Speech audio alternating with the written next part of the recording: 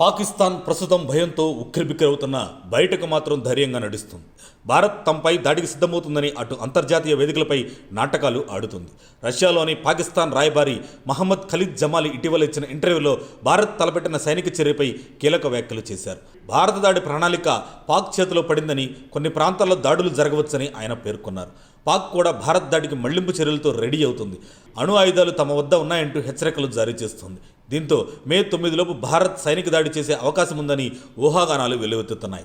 ప్రధాని మోడీ, రక్షణ మంత్రి రాజ్నాథ్ సింగ్ రష్యాలో జరగబోయే విక్టరీ డే పరేడ్ను అకస్మాత్తుగా రద్దు చేయడం, రక్షణ సహాయ మంత్రి సంజయ్ వారిపై బాధ్యత వేయడం వెనుక కూడా కీలక వ్యూహం ఉందని అంటున్నారు. ఇక పాకిస్తాన్లో పరిస్థితులు మరింత ఉద్రిక్తంగా మారుతున్నాయి. భారత్పై మళ్లింపు దాడికి సిద్ధంగా ఉండాలని పాక్ ఆక్రమిత కాశ్మీర్లో ప్రజలకు సూచనలు ఇవ్వడం, రిజర్వ్ బలగాలను రంగాల్లోకి దించడం, బంకర్లను శుభ్రం చేయడం వంటి చర్యలు ఇందుకు నిదర్శనంగా నిలుస్తున్నాయి. పాక్ మాత్రం సరిహద్దుల్లో రెచ్చిపోతూనే ఉంది. వరుసగా 10వ రోజు కాల్పుల విరమణ ఒప్పందాన్ని ఉల్లంఘిస్తూ భారత సైనిక పోస్టులపై దాడులకు దిగుతుంది. అయితే భారత సైన్యం ఈ దాడులను సమర్థవంతంగా తిప్పికొడుతుంది. ఇంతకీ ఇదే పాక్కు తుది క్షణమా అన్నది మరో కోణం. బలూచిస్తాన్లో ఇప్పటికే తీవ్ర అసంతృప్తి మండుతుంది. బలూచిస్తాన్ లిబరేషన్ ఆర్మీ తిరుగుబాటుతో పాక్ పరిపాలన హరించిపోతుంది. క్వెట్టా సహా పలు పట్టణాల్లో తిరుగుబాటుదారుల ఆధిపత్యం పెరుగుతుంది.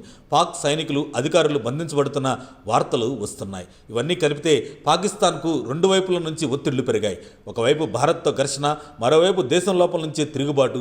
ఈ పరిణామాలు ఆ దేశ భద్రతను తీవ్రంగా దెబ్బతీసే ప్రమాదం ఉంది. అంతర్జాతీయంగా కూడా ఈ పరిణామాలపై ఆందోళనలు వ్యక్తమవుతున్నాయి. ముఖ్యంగా అమెరికా భారత్కు సంయమనం పాటించాలని సూచించింది. అయితే ఉగ్రవాదంపై పోరాటం మాత్రం ఆగదని భారత్ స్పష్టం చేసింది. ఈ నేపథ్యంలో ఏం జరుగుతుందన్నది ఆసక్తికరమైన ప్రశ్నగా మారింది. సైనిక చర్య తప్పదా, లేదా ఇది కేవలం ఒక మానసిక యుద్ధమా అన్నది త్వరలోనే తెలుస్తుంది. మరిన్ని అప్డేట్స్ కోసం మా కాయ్ టీవీని సబ్స్క్రైబ్ చేసుకోండి. మా వీడియో కనుక మీకు నచ్చినట్లయితే లైక్ చేయండి, షేర్ చేయండి. మీ విలువైన అభిప్రాయాలను కామెంట్ బాక్స్లో తెలియజేయండి.